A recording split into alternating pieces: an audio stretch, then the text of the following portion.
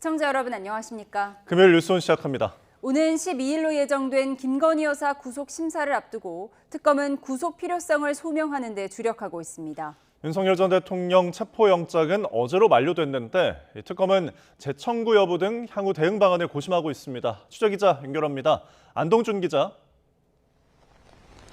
네, 서울 광화문에 있는 김건희 특검 사무실 앞입니다.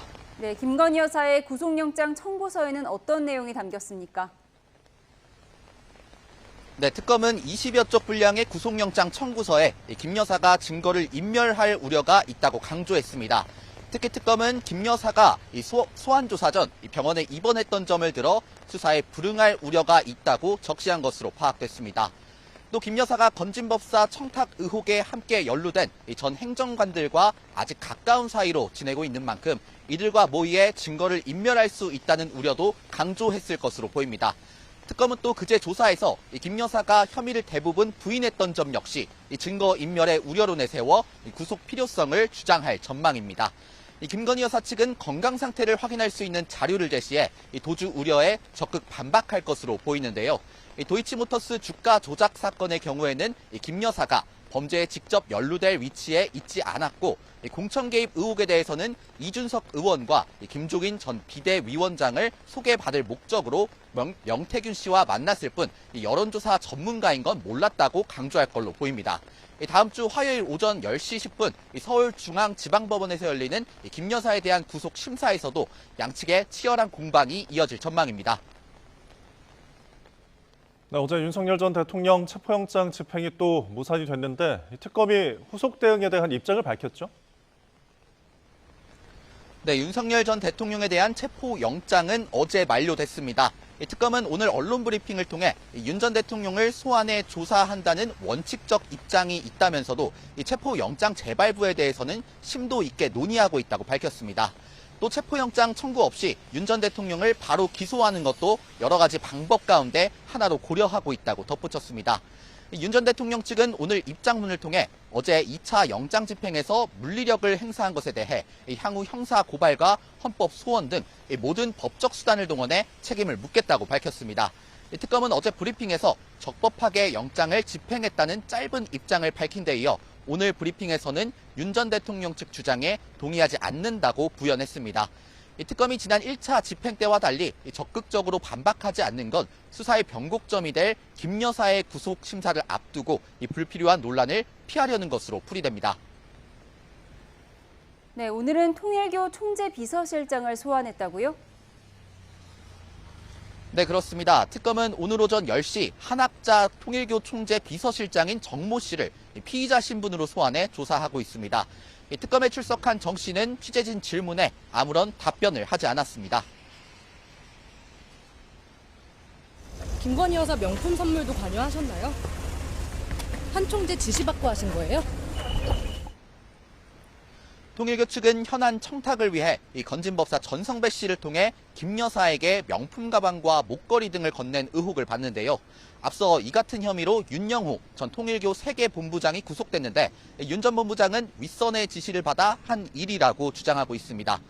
특검은 정 씨에게 한학자 총재 등 윗선이 개입했는지 등 조사를 통해 김 여사 구속심사 전까지 관련 혐의 다지기에 나선 것으로 풀이됩니다.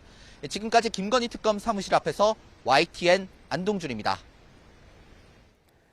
내란 특검이 구속한 이상민 전 행안부 장관의 구속 적부심이 잠시 뒤에 시작됩니다. 네, 차상병 특검팀은 수사 외압의 시발점이 된 수석비서관 회의 참석자들을 다시 불러서 조사를 하는데요. 취재기자 연결합니다. 신규혜 기자.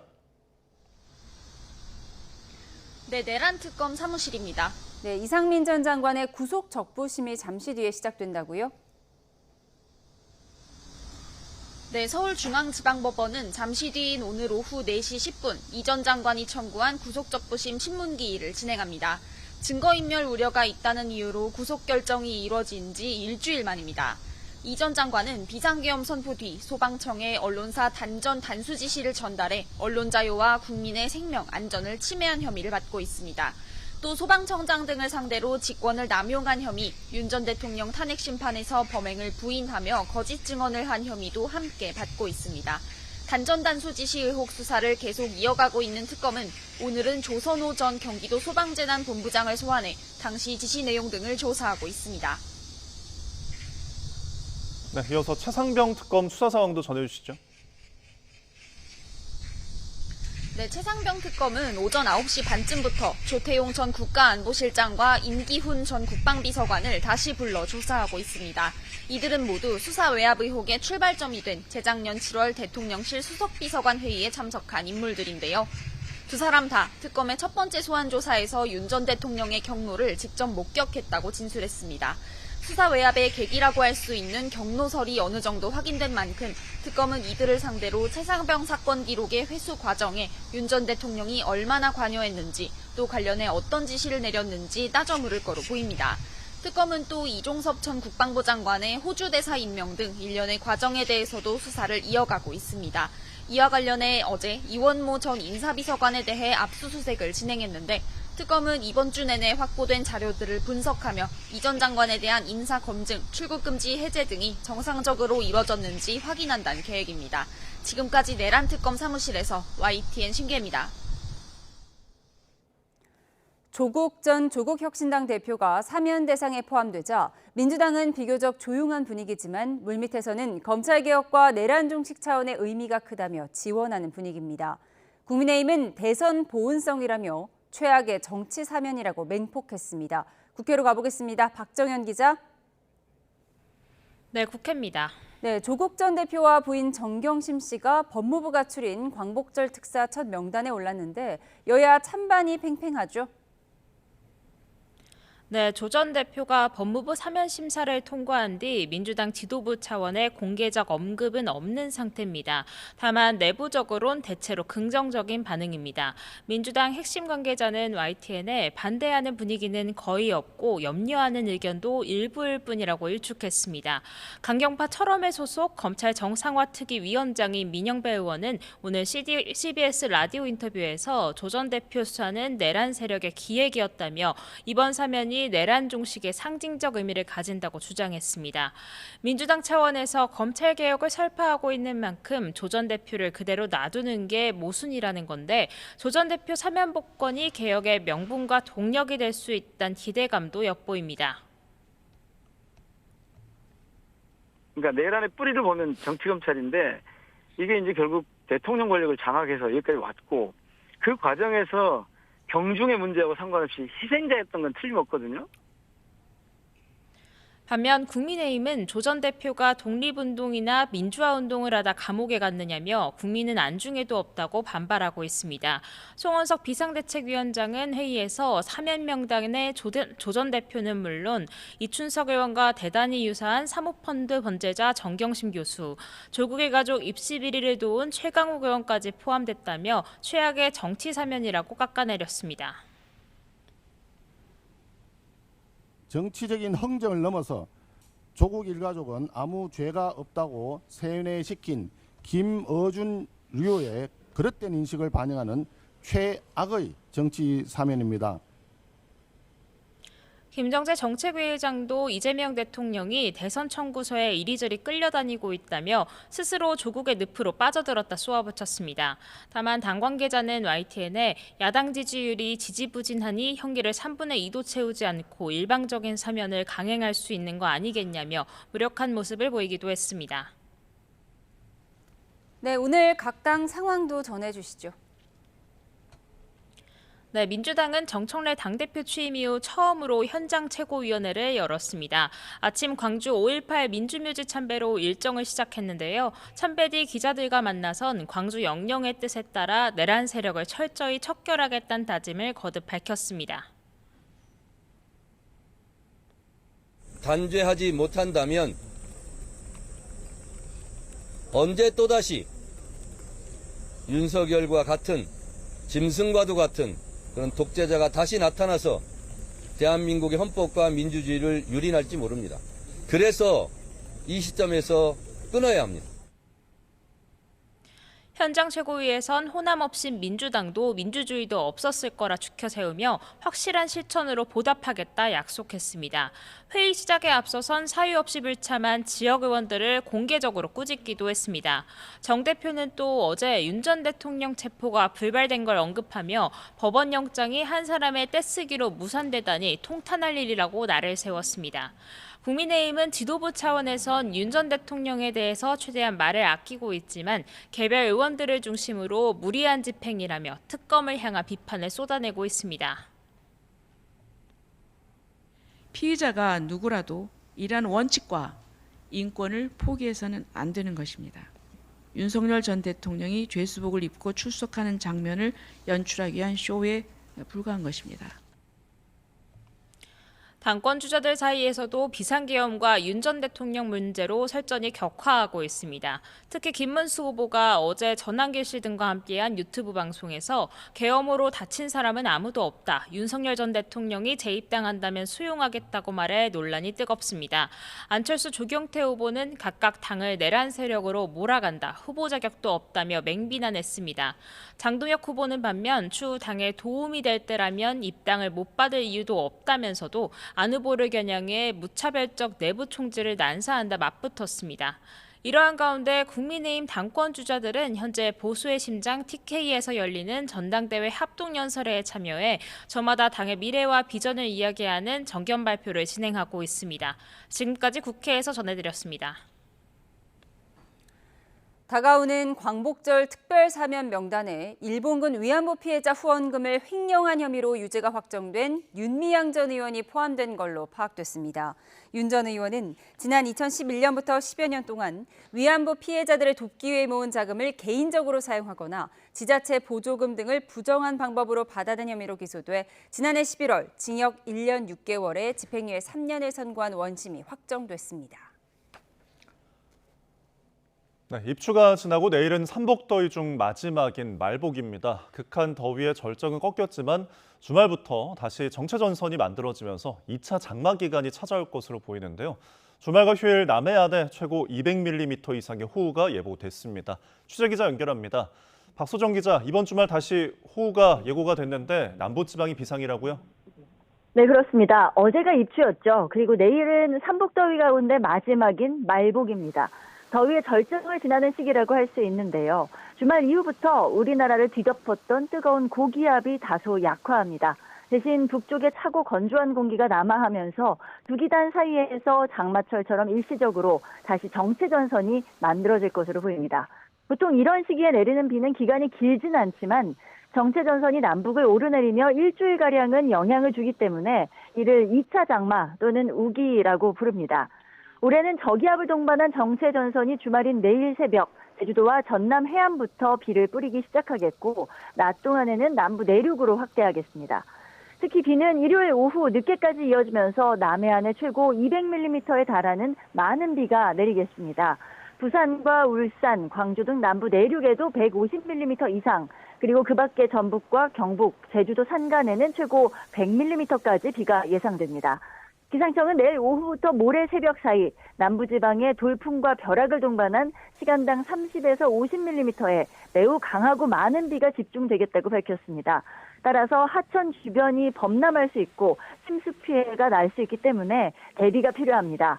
이후 정체전선은 다음 주에 점차 북상해서 화요일부터 목요일 사이 중부지방을 중심으로 또 한 차례 국지성 호우를 쏟아낼 것으로 전망됩니다.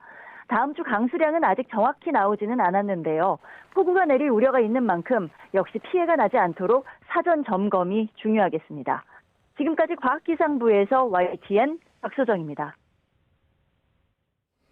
정부가 오늘 구글의 고정메일 지도 반출 요청에 대한 판단을 내릴 예정입니다. 정부는 오늘 국토부 산하 국토지리정보원 주관으로 국방부, 외교부 등 8개 기관으로 구성된 관계협의체 회의를 열고 구글의 1대 5천 축적지도 9개 반출 요청건을 논의합니다. 구글이 요청하는 1대 5천 비율의 축적지도는 현재 구글이 가진 지도보다 5배 정밀해 건물과 도로, 지형까지 세부적으로 보는 게 가능합니다. 네, 미국 국무부 고위 관계자가 북한과의 대화 가능성을 공개적으로 언급했습니다. 특히 비핵화 이슈가 아닌 다른 주제에 대한 대화 가능성을 시사한 북한 김여정의 최근 담화를 주목한다고 밝혔습니다. 권준기 기자가 보도합니다. 테스 베일리 미국 국무부 동아태국 부차관보 대행은 이재명 정부가 북한과의 대화 의지를 보이며 한반도 긴장 완화를 위한 의미 있는 조치를 하고 있다고 평가했습니다. 트럼프와 이재명 대통령 모두 외교와 관여에 대한 헌신을 보여줬다고도 말했습니다. 그러면서 최근 김여정 북한 노동당 부부장의 담화를 주목한다고 밝혔습니다. We have also seen high-level statements from the DPRK leadership, including recent statements from Kim Yo-jong, which we note with interest. 김여정 부부장의 최근 담화에는 핵보유국 지위를 부정하는 어떤 시도도 배격한다며 새로운 사고로 접촉하라는 메시지가 담겼습니다. 비핵화 협상에 응하지 않겠다는 기존 입장을 재확인하면서 핵 군축 등 다른 목적의 대화에 나설 수 있다는 뜻을 내비친 겁니다. 한국전 참전용사 유해 송환 상황을 설명하기 위해 브리핑에 나선 베일리 대행은 미군 장병 유해 송환이 미국의 우선순위라는 점을 분명히 했습니다. 지난 2018년 싱가포르 북미 정상회담 때 합의한 유해 송환을 위해 트럼프 대통령이 북한과 협상에 나설 의지가 있다고 밝혔습니다. Since the beginning of President Trump's second term, he has made clear his willingness to engage in negotiations with North Korea to achieve these policy goals. 베일리 대행은 또 최근 한미 관세 협상 타결은 양국이 동맹의 현대화에 대한 헌신을 공유하고 있다는 걸 보여줬다고 평가했습니다. 이달 말 한미 정상회담에서 주한미군의 역할 재조정이 주요 의제가 될 수 있다는 점을 시사한 것으로 풀이됩니다. YTN 권준기입니다.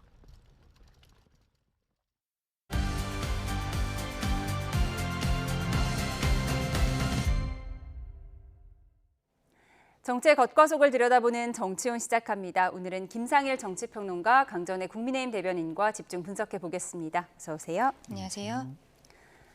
어제 윤 전 대통령에 대한 두 번째 체포영장 집행은 결국 무산됐는데 영장 효력이 끝나면서 특검은 추가 조사 없이 재판에 넘기는 방안도 고려하고 있습니다. 정치권 반응부터 듣고 오시죠. 소위 윤석열 체포법을 어제 대표 발의를 하셨어요. 이건 어떤 겁니까? 영장에 불응을 해도 교도관이 할 수 있는 행위가 제한돼 있어서 거기에 교도관의 강제력을 행사하기 어렵게 돼 있어요. 그러니까 뭐 이렇게 속옷만 입고 체포영장을 버틴다. 이런 경우에 지금 말씀드린 것처럼 저렇게 막 버텨버리면 그 좁은 공간에서 이게 좀 어려워지거든요. 영장 집행 거부의 경우에 교도관이 강제력을 행사할 수 있도록 하자. 수사도 받아야겠지만요. 전직 대통령에 대해서 뭐 속옷만 입고 있었다. 그리고 수사관 10명이 달라붙어서 팔다리를 들고 드러내려고 했다. 이런 것들은 정말 인권적인 측면에도 저는 있어서가 안 되는 일이라고 생각을 하고요. 특검의 모든 전직 대통령에 대한 수사가 이렇게 망신주기식으로 대통령의 품위를 논하는 수사로 이렇게 가서는 네, 윤 전 대통령에 대한 체포영장 2차 시도 격렬했지만 결국은 실패했습니다. 지난번에는 특검팀이 이제 속옷 얘기를 했었는데 어제는 의자 얘기를 했어요. 네. 의자채 윤 전 대통령을 들어 올리려다가 네. 윤 전 대통령이 땅바닥에 철퍽 떨어졌다. 이런 묘사를 했거든요. 네. 참 참담하고 창피한 일입니다. 우리 국가 최고 지도자인데 외신에서 뭐 연일 전하고 있기도 하고 법의 수호자, 헌법 질서의 수호자였던 위치에 있던 사람인데 이렇게 헌법을 유린하고 법치를 유린하고 그다음에 미래 역사를 이렇게 안 좋은 선례로서 미래의 이 안 좋은 선례의 반복을 만드는 미래 역사를 망치는 일을 이렇게 할 수가 있는가 생각이 듭니다.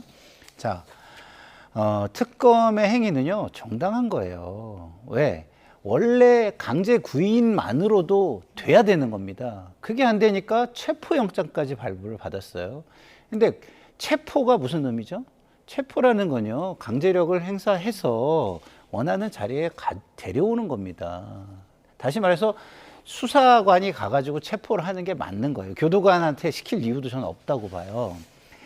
자, 영장 집행 거부가 현행범입니다. 현행범. 그 현행범을 그러면은 체포하는 게 왜 문제가 되죠? 왜 그것을 갖다가 뭐 전직 대통령이니 뭐니 이런 얘기를 하죠?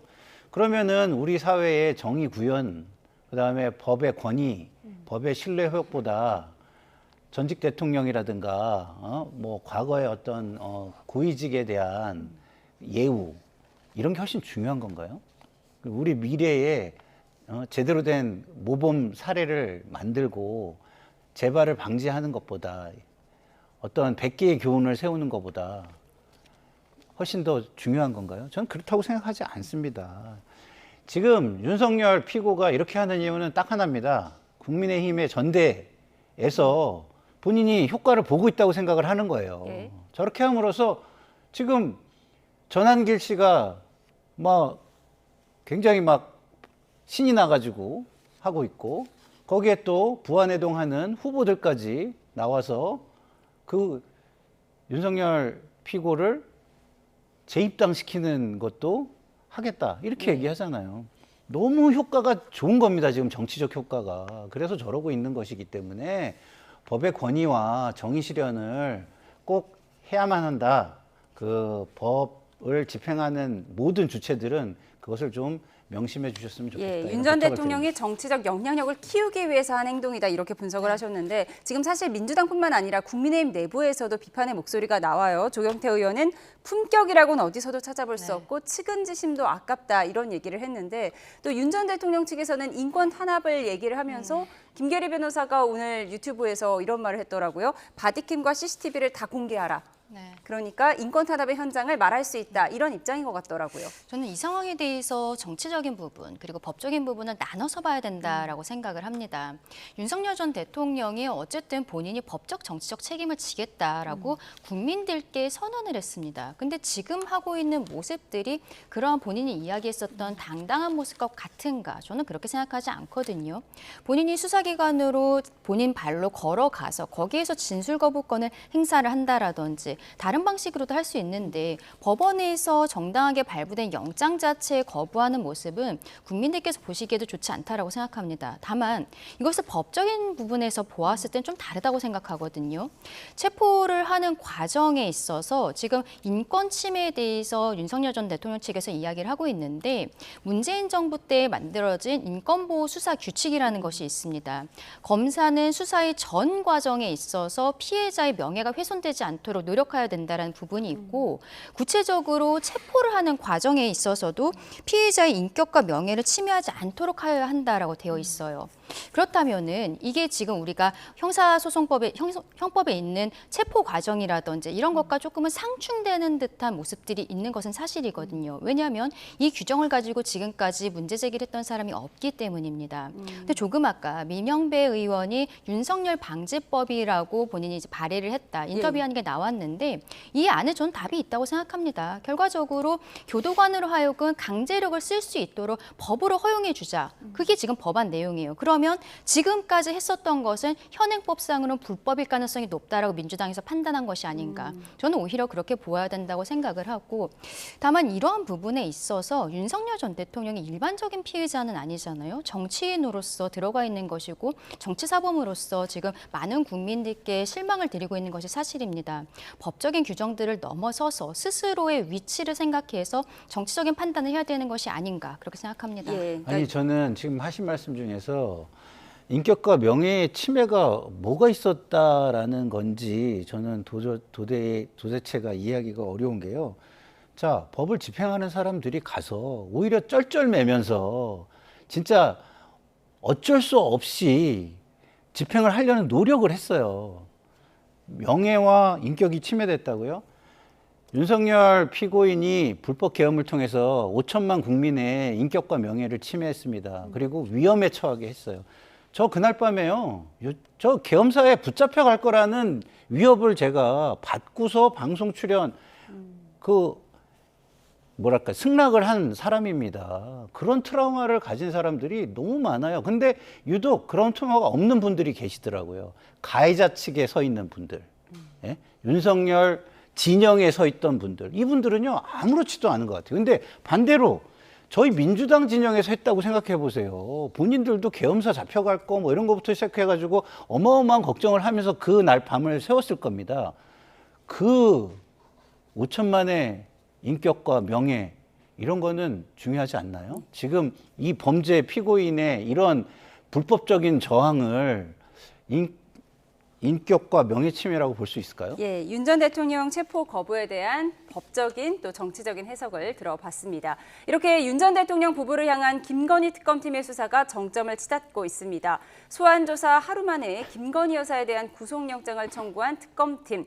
김 여사의 진술과 해명의 신빙성이 떨어진다고 판단했기 때문이란 분석도 나오는데요. 좀 분석을 해보겠습니다. 우선 나토 순방 당시 착용한 반클리프 목걸이에 대해 김 여사는 15년 전쯤 홍콩에서 산 모조품이라고 진술했다고 하는데요. 그런데 해당 진품 목걸이는 2015년 11월, 그러니까 10년 전쯤에 최초로 출시된 모델인 걸로 확인됐습니다. 김 여사 해명대로라면 진품이 출시되기도 전에 모조품을 샀다는 얘기가 됩니다.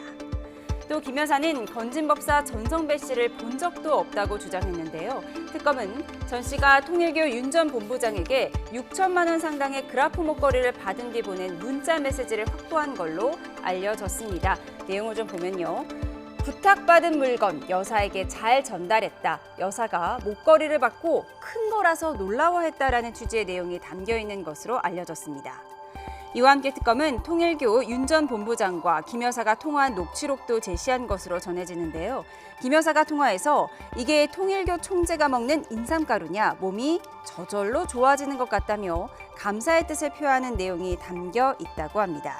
이에 대해 김 여사는 특검 조사에서 나는 인삼을 먹을 수 없는 체질이다. 실제로 안 받았지만 그냥 인사치레로 말한 것이라고 해명했다고 합니다. 네, 사실 이 반클리프 목걸이 자체는 영장 청구서에 없잖아요. 그런데 이 김 여사의 오락가락 해명이 이 구속영장 발부 여부에 영향을 줄 것인가, 이 부분이 관심입니다. 그렇죠. 어제 특검에서 김건희 여사에 대해서 구속영장 청구를 했습니다. 그런데 지금까지 16가지의 혐의 플러스 또 이번 그 특검법 같은 경우에는 수사 중에 인지한 사건에 대해서도 추가적으로 수사할 수 있는 규정이 있거든요. 그래서 민주당 쪽 일각에서는 16개를 넘어서 혐의가 있을 수 있다라는 이야기들이 나오고 있는데 아직 첫 번째 조사, 일부만 조사를 한 상태에서 이렇게 영장 청구를 한 것입니다. 근데 이번에 수사를 한 것만으로도 김건희 여사의 진술이 그 특검이 판단한 사실관계가 굉장히 다르다라고 판단한 것으로 보이고 어느 정도 자신감이 있기 때문에 지금까지 수사한 것만으로도 영장이 발부될 수 있다는 자신감이 있기 때문에 한 것이 아닌가 싶기는 한데 결국 구속영장이 언젠가 청구될 것이라는 것은 많은 분들께서 예상을 하셨거든요. 그럼에도 불구하고 왜 어제였을까를 생각해 보면 어제 오전에 윤석열 전 대통령에 대한 체포영장 집행이 무산되었습니다. 근데 과거에도 내란 특검에서 한번 영장 집행을 하려고 했다가 그때도 무산이 됐었어요. 내란 특검이 민주당 측으로부터 굉장히 좀 비난을 많이 받았었거든요. 특검이라는 것은 일반적인 경찰, 검찰과는 달리 조금은 정치적인 색깔이 있다라고 생각을 하는데 지금 김건희 특검에서 그러한 부분들에 대한 좀 압박 같은 것이 있기 때문에 김건희 여사에 대한 구속영장을 조금은 서둘러서 청구한 것이 아닌가 그렇게도 생각합니다. 예. 그렇지 않아도 그 전에 천하람 의원이 이런 얘기를 했어요. 김 여사 같은 클라이언트, 의뢰인이 변호인으로서는 최악일 것이다. 왜냐하면 근거 없는 자신감으로 줄줄 말할 가능성이 있다라고 했고 조홍천 전 의원도 김 여사는 말을 많이 할수록 손해다 이랬는데 이 오락가락 해명이 지금 나쁜 영향을 줄 수도 있다는 분석이에요. 아주 나쁜 영향을 줄 거죠. 예, 변호사로서는 참 난감할 것이다라는 생각이 드는 게요. 자, 일관성이 없다는 게 드러나고 있잖아요. 일관성이 없다는 것은 신뢰할 수 없다는 뜻입니다. 그러면 김건희 그 피의자와 대치되는 진술이 있다면요. 제가 볼 때는 법원 쪽, 재판부 쪽에서는요.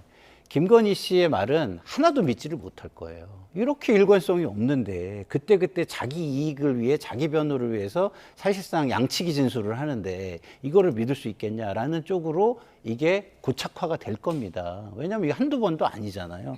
그리고 거기에는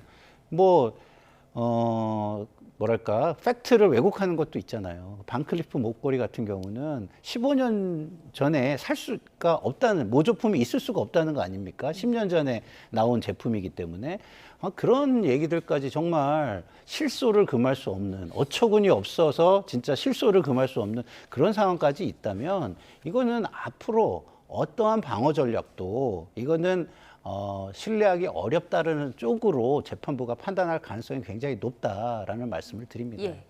김 여사의 영장실질심사는 오는 12일, 그러니까 다음 주 화요일 오전 10시 10분에 서울중앙지법에서 열릴 예정인데요. 추후에 전직 대통령 부부 동시 구속 가능성에 대한 분석을 들어보시죠. 윤석열 씨는 내란이라고 하는 대한민국이 형사사법 체계에 있어서 가장 중대한 범죄인 거고 또 김건희 씨는 사실상 대통령에 준하는 행위를 한 것으로 보여지는 여러 가지 정황들이 있고 그래서 두 사람 다 구속하는 게 마땅하고 또 법원도 그렇게 판단하지 않을까라는 생각이 듭니다. 부부를 꼭 같이 구속해야 돼? 이런 법 감정이 있지 않습니까? 국민 감정이. 예. 어차피 잘못한 건 알겠고 너무나도 사안들이 많기 때문에 언젠가는 구속될 텐데 특검이 구속 수사를 하겠다고 저렇게 나서는 것에 대해서 글쎄 판사가 무조건 이거를 영장을 칠까 글쎄 굳이 할까라는 생각은 좀 듭니다. 네, 보통 구속 사유하면 범죄의 중대성, 또 도주나 증거인멸의 우려를 얘기하는데 지금은 부부 동시 구속 가능성에 대한 여부를 판단하고 있어요. 그렇죠. 근데 이제 부부가 동시 구속되면 안 된다 이런 법 규정이 있는 것은 아닙니다. 근데 그동안에 어쨌든 법조계에서 관행적으로 그런 것들이 있었기 때문에 또 윤석열 전 대통령 같은 경우는 이미 구속이 되어 있고 김건희 여사는 뭐 16개의 특검법상의 혐의뿐만이 아니라 추가적인 혐의들도 나올 수 있다라는 좀 예상들이 있었는데 윤석열 전 대통령의 예를 보면은 구속 이후부터는 수사에 협조하지 않았거든요. 그래서 조금 김건희 여사에 대해서는 영장 청구가 있긴 있대 좀 늦지 않겠느냐라는 판단들이 있었던 것입니다. 근데 말씀드린 것처럼 어제 오전에 윤석열 전 대통령의 체포영장 집행이 무산된 것이 특검 입장에서는 이후에 어떤 진술들 같은 경우에도 어제 나온 것들을 보았을 때 이미 지금 가지고 있는 증거만으로도 충분하고 굳이 만약에 진술 거부권을 행사한다고 하더라도 기소에 있어서는 큰 문제는 없다라는 판단을 했었던 것이 아닌가 싶고 결국에는 구속 여부의 그 쟁점이 되는 것은 도주의 우려보다는 증거인멸의 우려가 아닌가 싶습니다. 지금 관련자들의 진술이 조금씩 바뀌는 부분들도 있다라고 하고 김건희 여사가 지금 언론에 보도된 것만 보아도 좀 진술들이 사실관계가 맞지 않는 부분들이 있어요. 그리고 아직 언론에서 구체적으로 취재는 못한 것 같은데 도이치모터스 사건 같은 경우에는 중앙지검에서 불기소 결정을 했고 그 이후에 서울고검에서 다시 재수사를 하는 과정에서 나왔던 녹취록이 있습니다.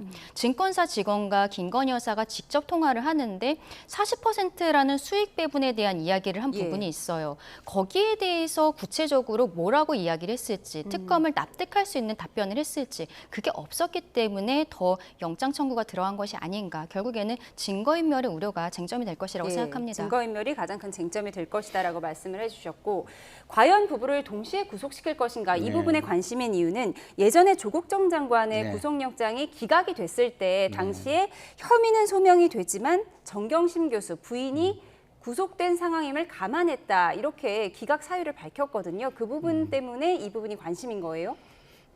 그렇지만 이제 그때는 제가 볼 때는 굉장히 뭐랄까요? 그 압수수색이라든가 어떤 그 수사가 굉장히 강도 높게 이루어지고 있었어요. 근데 지금 대통령과 윤석열 피고인과 김건희 피의자 같은 경우는 그런 상황이 아닙니다. 그래서 수사를 이제 막 하고 있는 상황이에요. 근데 증거인멸을 하거나 그러면 수사가 제대로 이루어질 수가 없는 상황입니다. 그러면 이 수사의 본질은 뭐냐면 국가나 사회의 질서를 지키는 거예요. 그러려면은 법의 권위와 신뢰를 정확하게 보여주고 정의를 구현해야 되거든요. 그게 본질입니다. 그 본질을 어느 정도 할 수 있을 때 그 다음에 개인적인 부분들을 참작해 주는 거죠. 근데 지금은 그런 것 자체가 힘들 수 있는 상황이에요. 그리고 홍준표 전 대구시장이 뭐라고 했습니까? 우크라이나에 간 것 같은 경우는 대통령이나 국가를 이용해가지고 자기 개인의 이익을 취한 거기 때문에 사실상 이거는 국사범이다. 만약에 사실이라면 이렇게까지 얘기를 할 정도로 중대한 사안들이 많은 겁니다. 그런 중대한 사안에 대해서 제대로 수사가 되고 난 다음에 그런 걸 논해야 되는 거지 되기도 어려운 지금 상황에서 구속을 부부가 이례적이다는 등 이런 얘기는 할 것은 아니다 이런 생각이 듭니다. 예. 조국 전 장관 부부에 대한 이야기까지 나왔으니까요. 자연스럽게 이 주제로 넘어가겠습니다.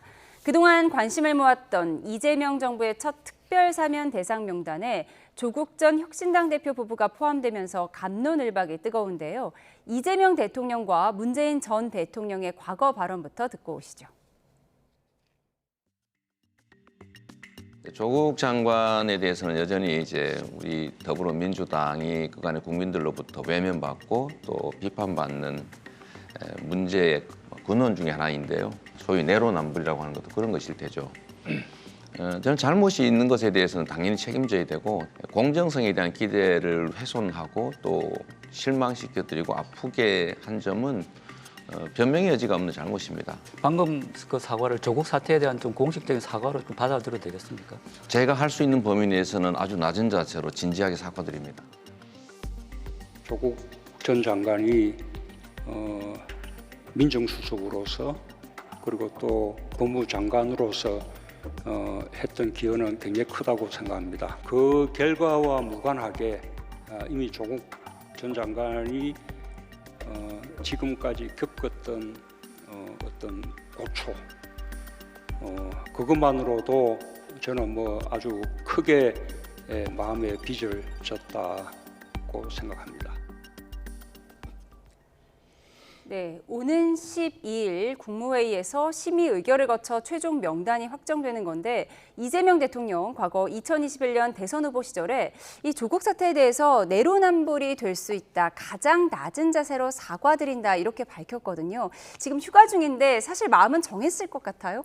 그렇죠. 이미 뭐 여기에 대해서 어느 정도 정리가 되었기 때문에 명단을 이미 사면심사위원회에서도 좀 정리를 한 것이 아닌가. 이것이 대통령의 마음과 전혀 동떨어져 있는 명단이라고 보기는 어렵다라고 생각을 하고 조국 전 대표 같은 경우에는 이번 대선 과정에서도 조국혁신당에서 후보를 아예 내지를 않았습니다. 그러면서 어떻게 보면 민주당 이중대로서 도와줬고 그때 정경심 교수가 본인의 프로필 사진에 일찍 일을 찍으면 그 조국을 빨리 만나, 일찍 만나는 조국 이런 그 그림을 올려서 이게 좀 회자가 되기도 했었거든요.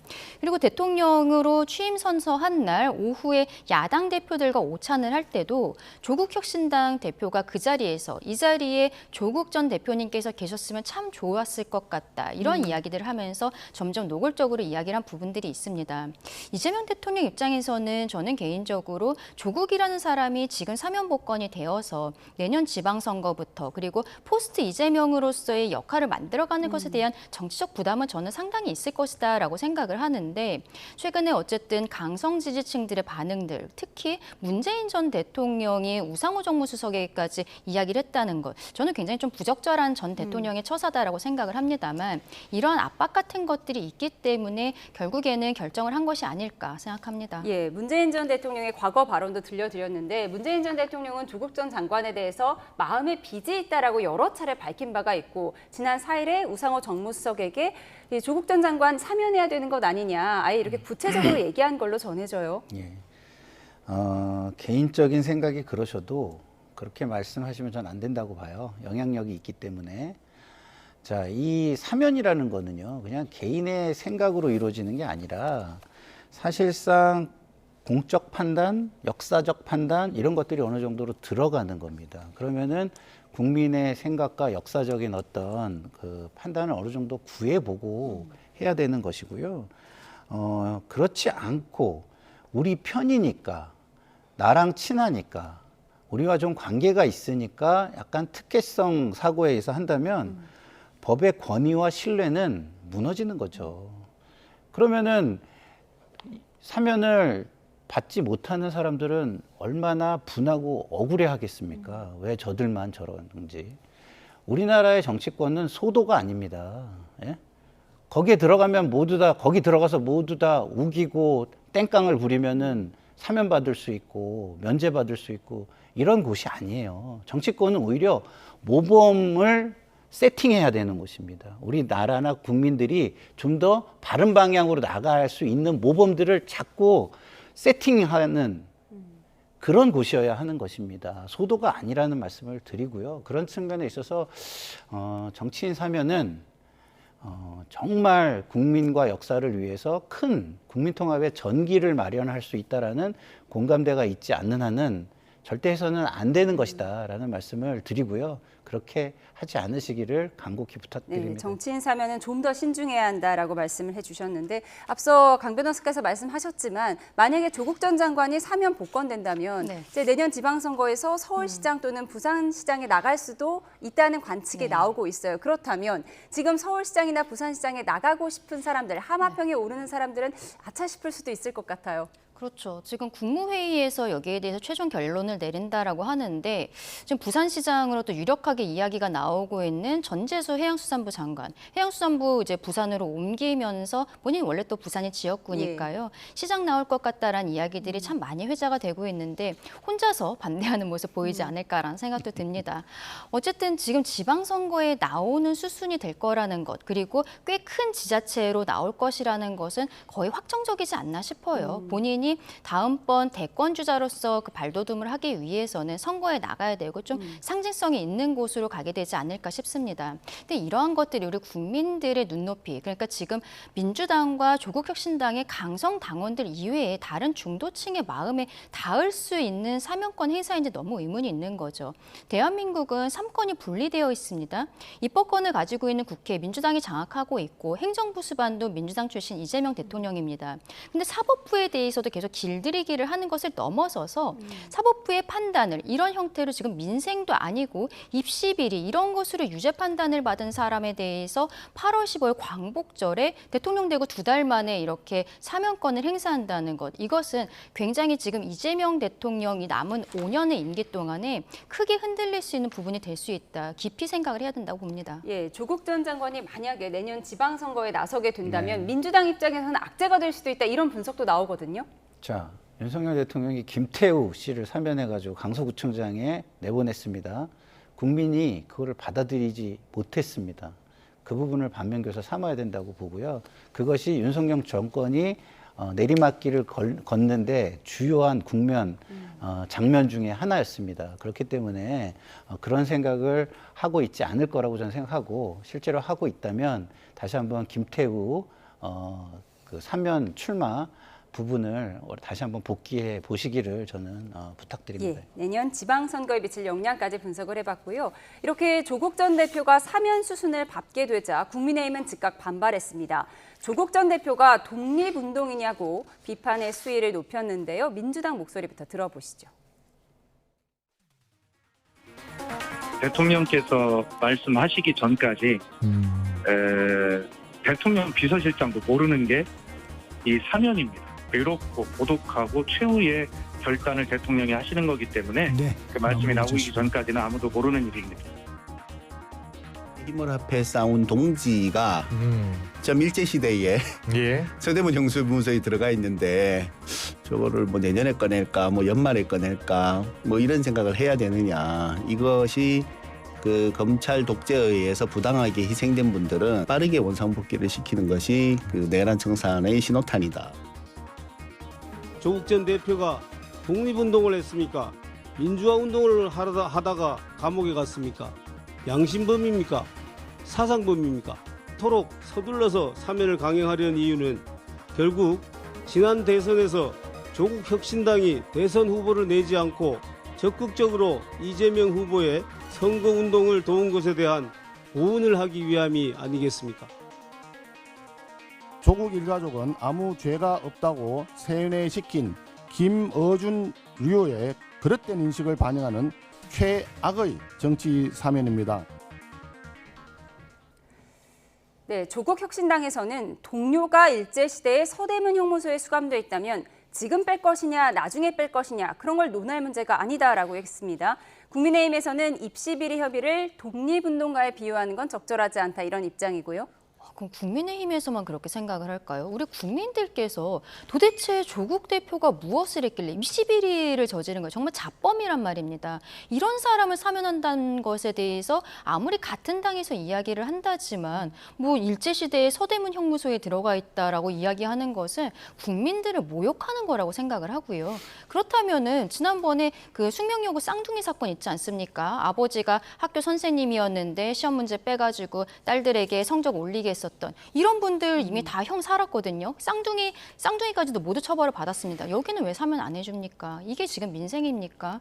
지금 이러한 형태로 정권 초반에 드라이브를 거는데 아마도 저는 지금 사면을 한다는 것은 나중보다는 오히려 초반에 지금 이재명 대통령이 인기가 좀 있을 때 하는 것이 낫지 않겠느냐라는 판단이 있었던 것으로도 보입니다만 그 인기라는 것이 오히려 빨리 꺾일 수 있는 그 트리거를 지금 이재명 대통령 스스로가 만들고 있다고 생각합니다. 예, 입시비리 혐의를 독립운동가에 비유되는 이 현실을 비판을 하셨습니다. 그런가 하면 국민의힘 송원석 비대위원장이 지금 민주당이 김어준 씨의 쇠뇌에 대해서 나온 아이디어다 이렇게 비판을 했는데 이건 어떤 뜻이죠? 그러니까 이제 진영 논리로 이렇게 너무 편향성이 생기면요, 이렇게 돼요.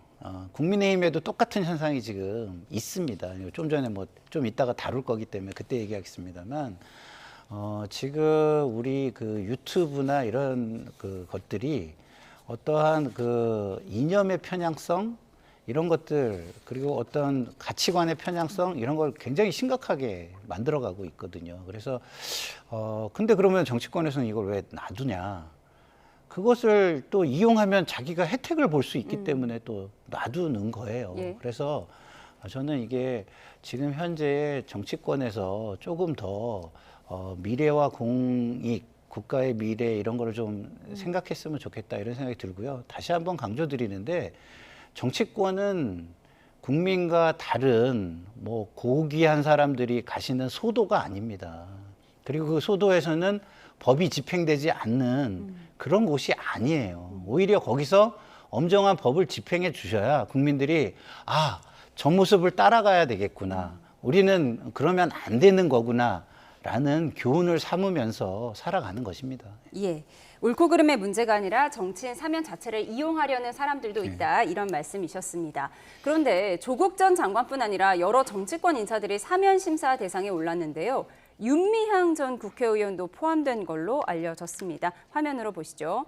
윤미향 전 의원 알려진 대로 위안부 피해자 할머니들의 후원금을 횡령하는 등 8개 혐의로 기소돼 징역 1년 6개월에 집행유예 3년이 확정됐죠. 2020년 4월 총선에서 정의기억연대 이사장으로 위안부 피해자 지원 활동을 한 이력을 내세워 당선됐지만 같은 해 5월 위안부 피해자인 이용수 할머니의 의혹 제기로 수사가 시작됐고 대법원 확정 판결이 의원 임기를 마친 후에야 나오면서 지연된 정의는 정의가 아니다라는 말이 회자되기도 했습니다. 재판 4년을 끌었는데 9달 만에 사면되는 것 아니냐는 비판이 제기되고 있는 이유입니다.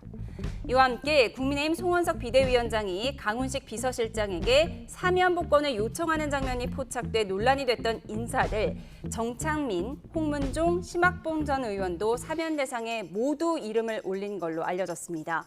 송 의원은 뒤늦게 요청을 철회한다고 밝혔지만 되돌릴 수 없는 상황이죠. 국민의힘의 입장이 참 난감하게 됐습니다.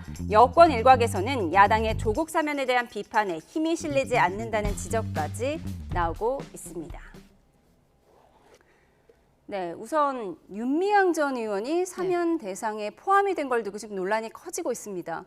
그냥 사면 대상이 아니라 광복절 사면 대상이라는 거, 그게 더 우리 국민들께는 충격으로 다가온 것이 아닐까 싶습니다. 윤미향 의원은 위안부 할머니들의 돈을 횡령한 이러한 혐의였었단 말이에요. 그리고 본인의 재판이 늦어지면서 4년의 의원 다 채웠고 그리고 세비도 모두 다 받아갔습니다. 국민들께서 많이 실망하셨고 왜 의원들의 재판은 이렇게 늦어지는 것인가, 여기에 대해서 문제 제기를 했던 굉장히 대표적인 케이스인데 심지어 또 이 윤미향 의원은 집행유예를 받았어요. 그래서 조국 전 대표처럼 구속이 되어 있는 상황도 아닙니다. 이분에 대해서 지금 급하게 그 대통령이 되고서 2달 만에 사면 복권을 해줘야 되는 이유가 무엇인지 전혀 알 수가 없는 거예요. 이재명 대통령은 8월 15일 광복절에 국민 임명식을 하겠다라고 합니다. 그래서 그 자리에 문재인 전 대통령 내외라든지 그 전직 대통령들께서 다 오신다라고 이야기를 하고 있습니다. 그런데 이렇게 대통령이 보여주기식으로 하는 쇼가 정말 정말로 이런 국민 통합과 맞는 것인가? 지금 아까 조금 아까 얘기했었던 조국 전 대표도 국민 통합이 아니라 국민 분열을 일으킨 정말 아이콘입니다. 우리 국민들을 두 쪽으로 나게 한 사람이거든요. 그리고 또 윤미향 전 의원을 광복절 특사로 하겠다라고 하면서 국민 통합을 이야기하고 있는 지금 이 정부의 모습이 너무 맞지 않다. 이것은 이번 사면이 정말로 그대로 이루어진다면 여기에 대해서는 국민들께서 반드시 심판하실 거라고 생각합니다. 예, 다른 날도 아닌 광복절에 하필이면 위안부 할머니들의 돈을 횡령한 혐의를 받고 있는 형이 확정된 윤미향 전 의원을 왜 사면 대상에 올렸을까요? 강전의 대변인 말씀이 참 아프게 들립니다. 예, 말씀이 참 아픕니다. 하늘나라에 먼저 가 계신 위안부 할머님들이 이것을 보시고 어떻게 이것을 바라보고 계실까 두려운 마음도 듭니다. 정치 재개를 노리는 게 아니라면 집행유예 상태에서 왜 사면이 필요하죠? 시간이 지나가면 되는 건데 지금 뭐 영어의 몸으로 구속이 되어 있는 것도 아닌데요. 예. 그럼 사실상 다시 정치를 하겠다는 의미인가요? 저는 뭐 사실은 이해도 되지도 않고 시기적으로 적절치도 않고 아까 제가 뭐 소도 얘기를 했습니다만 윤미향 전 의원뿐만 아니라 모든 정치권이 본인들을 소도에 있는 고귀한 사람으로 여긴다면 국민들이 용납하지 않을 것이다 이런 말씀을 드립니다. 네, 그런데 지난 4일에 송원석 비대위원장 텔레그램 메시지가 포착되면서 논란이 있던 그 부분이요. 지금 강훈식 비서실장의 문자 메시지로 사면해달라고 요청했던 그 인사들도 포함이 됐어요. 송원석 비대위원장이 분명 요청을 처리한다고 밝혔는데 왜 포함이 된 걸까요? 일단은 송원석 비대위원장이 저런 형태의 문자를 보낸 것은 굉장히 부적절했다라고 생각을 합니다. 왜냐하면 저 문자를 보내기 전에 조국 전 대표의 사면에 대해서 굉장히 반대하는 목소리를 당 차원에서 이야기를 하고 있었거든요. 그런데 저렇게 텔레그램으로 또 저기에 나온 분들이 사면 요청을 하는 대상자들이 금품 수수라든지 이런 형태로 형을 받은 분들이라는 거예요. 국민들의 눈높이에도 전혀 맞지 않고 지금 우리 국민의힘이 정신 못 차리고 있다라고 국민들께서 보시는 굉장히 핵심적인 지점이 아니었을까 생각합니다. 근데 어쨌든 요청 철회는 했거든요. 그럼에도 불구하고 이번에 명단에 들어있다는 것은 어떻게 보면 구색 맞추기식이 아닌가라는 생각이 드는 거예요. 이게 철회한다는 것이 그렇게 어려운 일도 아닐 것이라고 생각하고 사면심사위원회에서 이 부분을 그냥 처리를 하면 되는 것으로 보이는데 굳이 넣어서 저희가 야권 측에서 지금 윤미향, 조국, 최강욱 이런 사람들에 대한 문제 제기하는 것을 목소리를 낮추기 위한 부분이 아닐까 생각합니다. 네, 두 분 모두 자당에 대한 맹렬한 자기 비판을 해주셨습니다. 국민의힘 이야기로 넘어가겠습니다. 윤 전 대통령의 문제로 국민의힘은 여전히 둘로 갈라져 난타전입니다. 김문수 후보가 만약 윤 전 대통령이 재입당한다면 받아들이겠다. 또 계엄으로 누가 죽은 건 아니지 않냐 이런 발언들을 쏟아냈는데 당내 엇갈린 목소리 영상으로 정리했습니다. 윤석열 대통령이 입당을 국힘에 다시 입당하고자 한다면 얼마든지 받아주실 겁니까? 입당하시면 당연히 받죠. 그분이 계엄을 해서 누가 죽었거나 다쳤거나 그 6시간 만에 계엄이 해제되고 없지 않습니까? 당에 도움이 되는 그 순간에 입당 신청을 하실 텐데 저는 그 입당 신청을 받지 못할 이유는 없다고 생각합니다.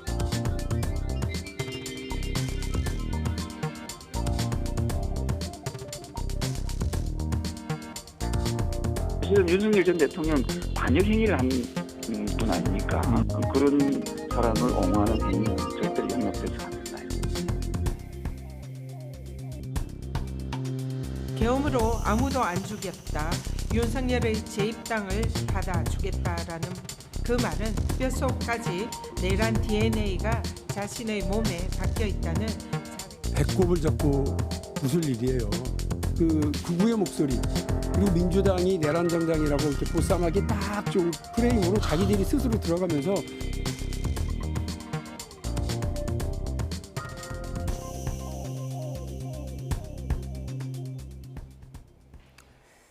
계엄으로 누가 죽거나 다친 건 아니지 않느냐. 윤 전 대통령이 복당을 원하면 받아주겠다.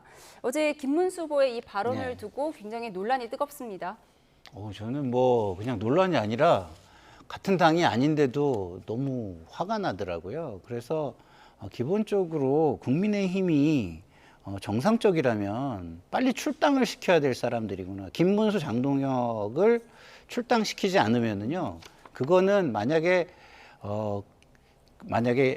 그런 것들을 통해서 당대표가 돼가지고 윤석열 피고인을 재입당을 받아주는 게 사실상 공식화된다면 정청래 대표의 위헌정당 해산 공약을 아주 도와주고 울고 싶은데 뺨을 아주 세게 때려주는 것이다. 이런 생각이 들어요.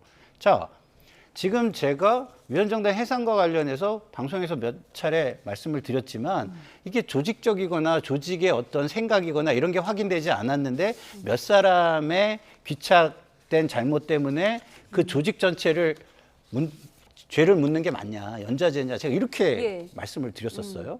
근데 이거는 조직 전체가 내란 동조 세력으로 위헌 세력으로 되는 거예요. 그러면은 아이고 정청래 대표가 얘기한 걸 비판할 게 아니라 그게 되는 순간 저는 아우 정청래 대표님 정말 잘하셨습니다라고 박수치고 칭찬해 드려야 될 상황이 되는 것이다라고 말씀을 드리고요. 그런 위헌적인 이야기를 당대표 후보로 나와서 한다는 것은 빨리 출당시켜야 될 일이다. 이런 생각이 듭니다. 예, 김문수 후보를 빨리 출당시켜야 할 일이다. 이렇게 분석을 하셨어요. 정당 해산의 빌미를 마련해 준 것이다. 이런 분석이신데 박용진 전 의원도 비슷한 얘기를 했습니다.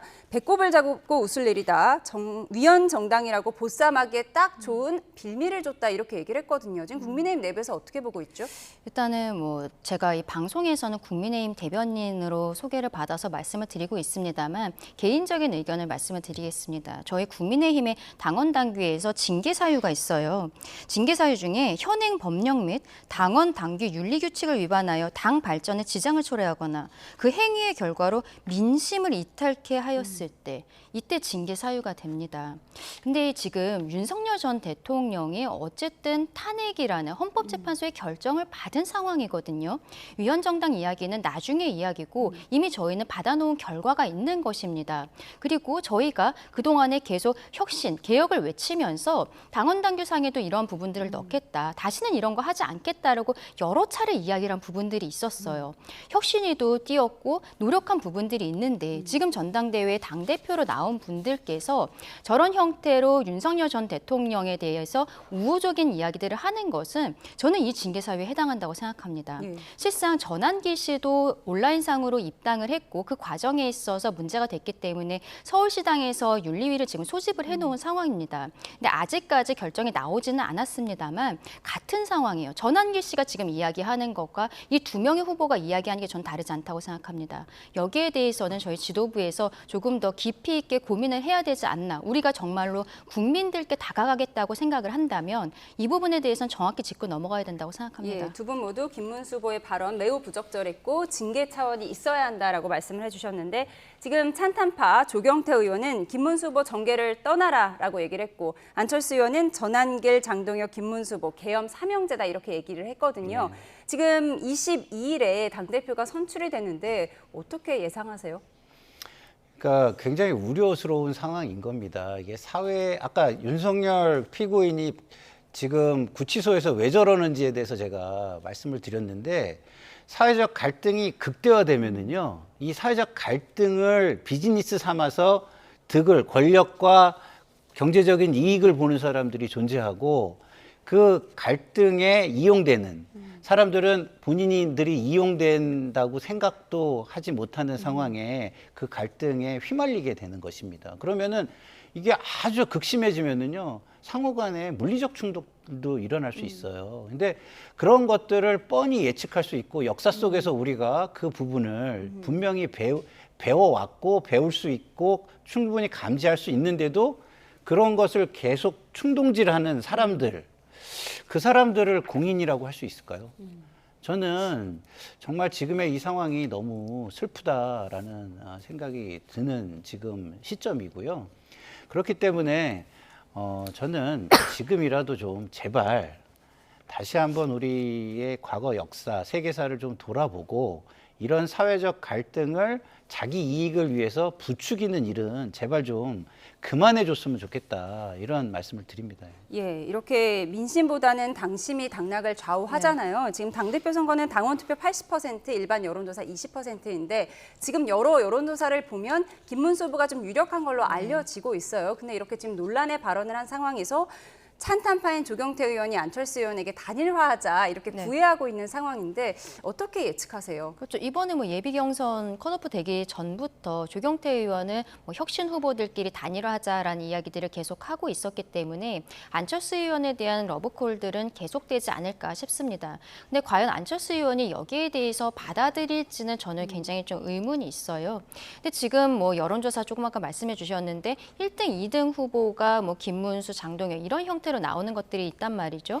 그러면은 이분들께서 과연 태도를 변화를 할 것인가? 지금까지 1등, 2등으로 여론조사가 나올 때도 좀 강성으로 말씀하셨던 부분들이 있어요. 그런데 이게 점점 더 강해지고 있다라는 거죠. 김문수 후보 같은 경우에는 본인이 대권 후보로서 저희 당의 얼굴이 되었을 때 비상계엄에 대해서 분명히 사과를 했습니다. 그리고 대선이 끝나고 나서 본인의 캠프 해단식에서는 조금 더 전향적인 입장을 밝히기도 했었어요. 그래서 윤 전 그때 대통령의 계엄 때문에 우리 대선에 진 것이다 이런 입장을 냈잖아요. 그렇죠. 그래서 저희는 왜 이런 얘기를 대선 과정에서 말씀을 안 하시고 대선이 끝나서야 이야기를 하시는 것인가 이런 얘기를 했었는데 전당대회 과정에서는 다시 돌아가고 있는 것입니다. 이런 부분이 계속적으로 말을 왔다 갔다 하는 것으로 국민들께서도 보실 수도 있고 당원들께서도 잘 판단하실 것이라고 생각하는데 저희 당원들에 대한 여론조사 형태를 최근에 몇 번 돌렸던 적이 있었습니다. 그때 당원들께서 어쨌든 단일화는 굉장히 필요하다라고 판단을 하셨지만 그때 새벽에 이루어졌었던 그 절차 이런 것들에 있어서는 맞지 않다. 그래서 그때 결국에는 한덕수 후보가 아닌 김문수 후보로서 저희가 대선에 나가게 되지 않았습니까? 이번에도 결국에는 당원들께서 판단을 해주실 것이다라고 생각합니다. 합리적인 당원의 선택을 믿는다라는 말씀까지 들어봤습니다. 지금까지 정치온 김상일 정치평론가 강전의 국민의힘 대변인과 함께했습니다. 고맙습니다.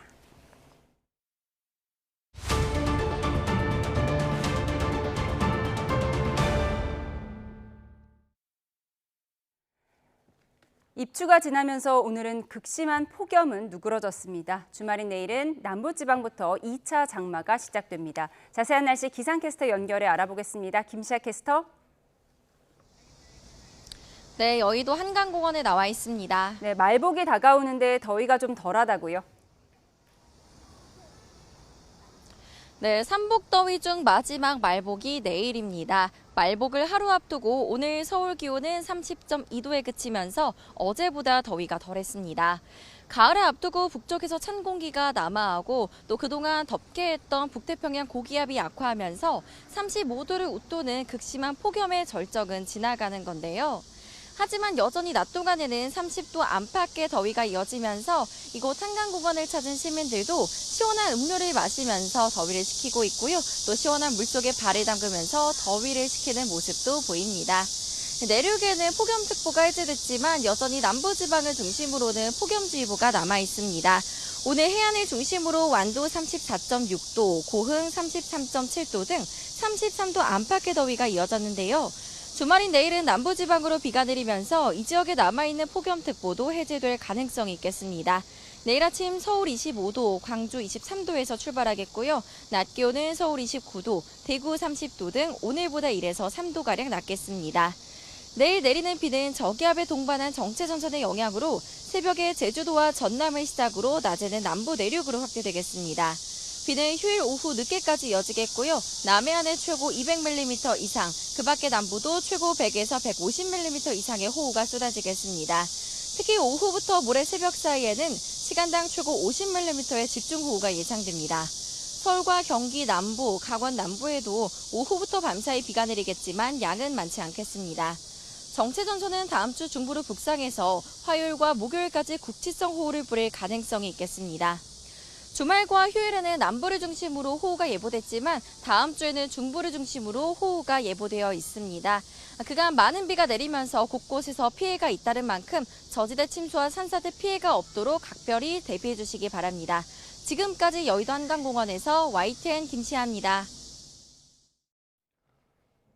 한 보험사가 최근 3년간 차량 운행 중 침수 피해 사고를 조사했더니 시야가 어두운 야간에 60%가 발생한 것으로 나타났습니다. 침수 피해 90%는 승용차로 세단이 SUV보다 4배 더 취약했는데요. 그 이유를 살펴봤더니 물이 들어가면 바로 차량이 멈추게 되는 엔진의 공기 흡입구가 세단의 경우 더 낮았기 때문이었습니다. 류환웅 기자가 보도합니다. 도로 위에 물이 가득하지만 반대편 차량이 움직이는 것을 보고 계속 가다가 결국 침수를 당해 차량이 멈춥니다. 같은 방향 다른 차선 차량이 전진하는 것을 보고 따라가다가 도로의 높낮이가 다르다 보니 그만 침수를 당하고 맙니다.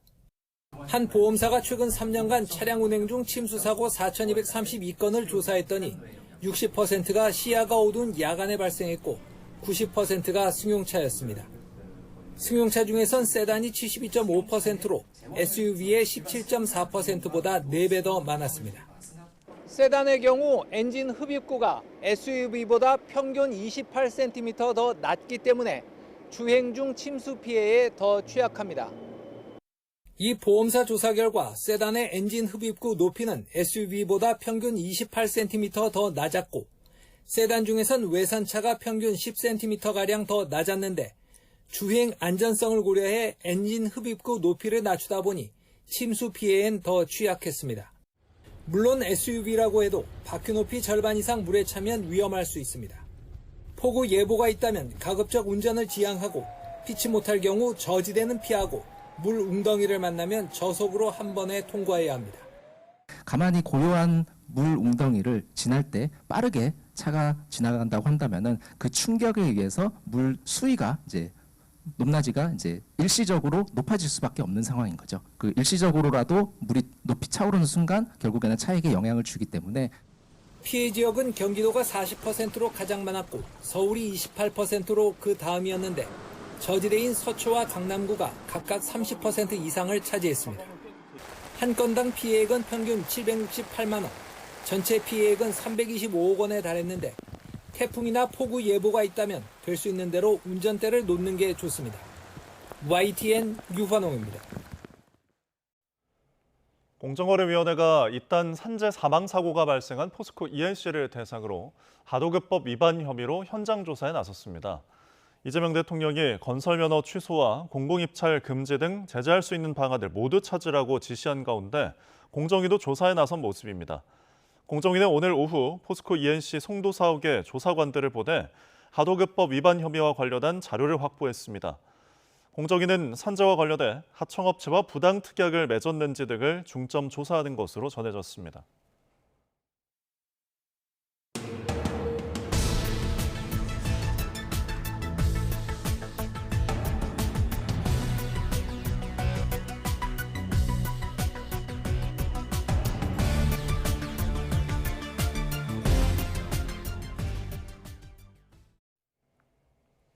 미국이 상호 관세를 발동한 가운데 미 대통령령과 관보 등의 미일 간 관세 합의 내용이 반영되지 않아 논란이 일었습니다. 일본 경제재생상은 미국 측으로부터 사무처리상 착오였다며 적절한 시기에 수정하겠다는 뜻을 확인했다고 말했습니다. 일본 현지 연결해 보겠습니다. 김세호 특파원. 네, 도쿄입니다. 네, 이번 미국의 상호 관세와 관련한 대통령령에 대한 미일 간 논의 내용 자세히 전해주시죠. 네, 일본 정부는 미일 관세 협상을 통해 종전 관세율이 15% 미만 품목에는 15% 상호 관세가, 종전 관세율이 15%를 넘어가는 품목은 종전 관세율이 그대로 적용된다고 설명해 왔습니다. 그런데 트럼프가 서명한 대통령령과 미 연방 관보는 이러한 특례 조치 대상으로 유럽연합, 즉 EU만 적시했습니다. 미일 관세 협상 대표인 아카자와 료세이 경제재생상은 지난 5일부터 미국을 방문해 미 대통령령 수정을 요구해 왔습니다. 아카자와 경제재생상은 하워드 러트닉 상무장관과 3시간, 스콧 베센트 재무부 장관과 30분간 만나 협의를 했습니다. 이후 기자들과 만나 미국 측이 대통령령을 양국 간 합의에 맞게 적기에 수정하기로 했다고 밝혔습니다. 일본 정부 대변인 발언 직접 들어보겠습니다. 訪米中の赤澤大臣に対し、米側から今後適時に大統領令を修正する措置を取ること、およびその際には8月7日以降に徴収される相互関税のうち日米間の合意の内容を上回る部分について7日に遡って払い戻すこととしたい、すなわち訴求庫を有するとの説明がございました。さらに米側が 또 미국 측의 내부 사무 처리에서 양국 합의와 맞지 않는 내용이 대통령령에 적용된 것은 유감이라면서 미국 측 장관들도 유감이라는 인식 표명이 있었다고 말했습니다. 네, 그럼 미국 측이 대통령령을 수정하겠다고 밝혔으니 상황이 일단락된 것으로 봐도 되는 건가요? 네, 표면적으로는 미 측이 사무처리 과정에서 착오가 있었고 이를 수정하겠다고 밝힌 것으로 이해할 수 있습니다. 하지만 불씨는 여전히 남아 있습니다. 미 측이 미일 관세 합의를 반영한 내용을 적기, 즉 적절한 시기에 수정한다고 밝힌 부분인데요. 즉시가 아니라 적기라는 표현을 놓고도 일본 언론들은 구체적인 시행 시기 여부가 불분명하다고 지적하고 있습니다.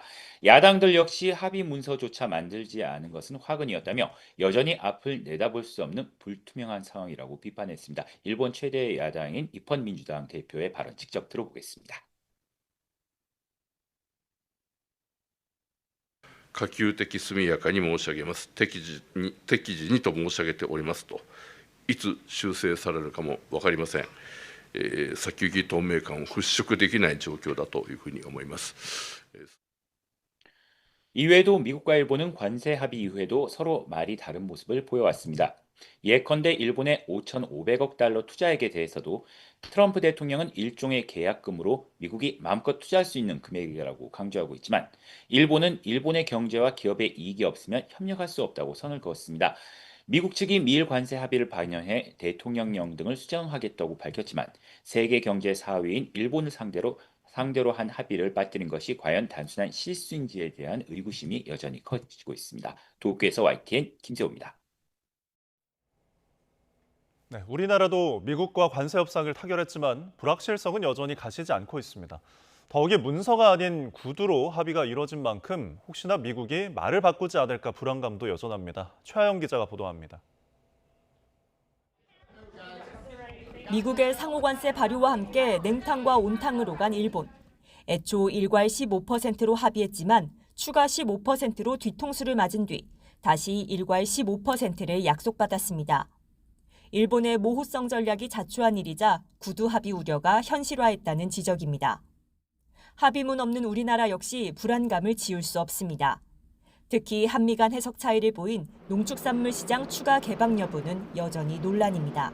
트럼프 대통령하고 했을 때 쌀 얘기가 없었습니다. 자꾸 국내에서 자꾸 쌀이 있는 것처럼 얘기를 하면은 진짜 미국이 제기를 또 할 수도 있기 때문에 진짜 이런 부분은 저를 믿어주셔야죠.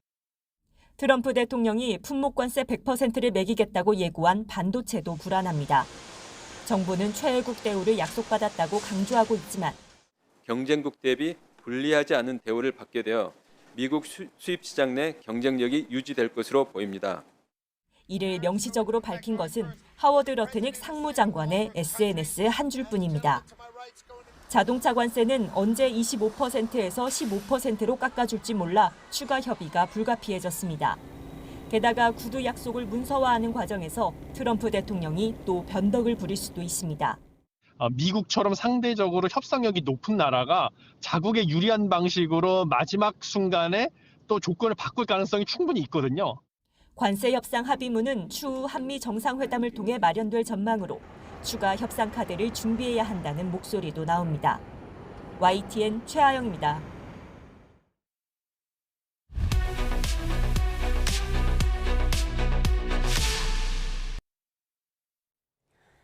김건희 특검이 윤석열 전 대통령 체포영장을 다시 청구하지 않고 바로 재판에 넘기는 것도 검토하겠다고 밝혔습니다. 네, 한편 이상민 전 행정안전부 장관은 자신의 구속이 부당하다며 법원에 다시 한번 따져달라고 요구를 했는데 현재 심사가 진행되고 있습니다. 임주혜 변호사와 함께 특검 이슈 짚어보겠습니다. 어서 오십시오. 안녕하세요. 네, 안녕하세요. 네, 윤 전 대통령에 대한 체포영장 시한은 이제 어제로 끝난 거죠?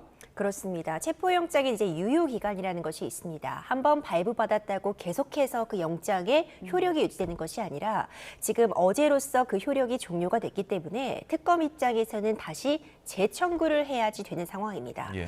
그런데 여러 가지 가능성이 점쳐지고 있는데 재청구를 한다면 발부 가능성은 높을 것 같습니다. 왜냐하면 체포영장이 발부된 건 수사의 필요성에 대해서 법원이 일단 인정을 한 것인데 집행이 되지 못했습니다. 그렇다면 다시 발부될 사유가 이미 충족이 되었다고 보여집니다. 다만 특검 입장에서도 고심할 수밖에 없는 것이 또 발부받는다고 해도 이런 현상들이 반복된다면 집행이 결국 무산되면 특검에게 주어져 있는 시간만 낭비하는 결과도 초래할 수 있기 때문에 예. 체포영장을 재청구하는 것이 아니라 현 상황에서 곧바로 기소하는 방안도 지금 굉장히 높은 가능성으로 검토가 되고 있는 것으로 보여집니다. 예. 결국은 조사가 없이 만약에 기소를 한다면 조사 없이 이제 재판으로 넘어가는 상황인데 일단은 뭐 김건희 여사가 지금 구속 심사를 앞두고 있기 때문에 같은 특검에서 지금 진행하고 있는 거잖아요. 그래서 그 전까지는 어떤 다른 카드를 꺼내지 않을 것이다 이런 관측도 있거든요. 그렇죠. 그러니까 한 가지에 일단 집중하는 모습을 보일 수도 있습니다. 김건희 특검 같은 경우에는 현재 또 가장 중요한 부분이라고 한다면 김건희 여사에 대한 신병이 확보 가능한가 이 부분일 것입니다. 구속영장 실질 심사가 다음 주 화요일에 예정되어 있기 때문에 준비할 부분이 상당하다고 보여지고요. 예. 과연 구속의 필요성이 있는지 좀 굉장히 치열하게 공방이 벌어질 것으로 예상이 되기 때문에 이 부분 준비에 좀 더 총력을 기울이고 그 사이에는 뭐 체포영장을 재신청을 한다거나 아니면은 경우에 따라서 뭔가 영장 발부까지 받고 또 다시 조사를 시도한다거나 하지 않을 가능성이 좀 높지 않나 생각이 됩니다.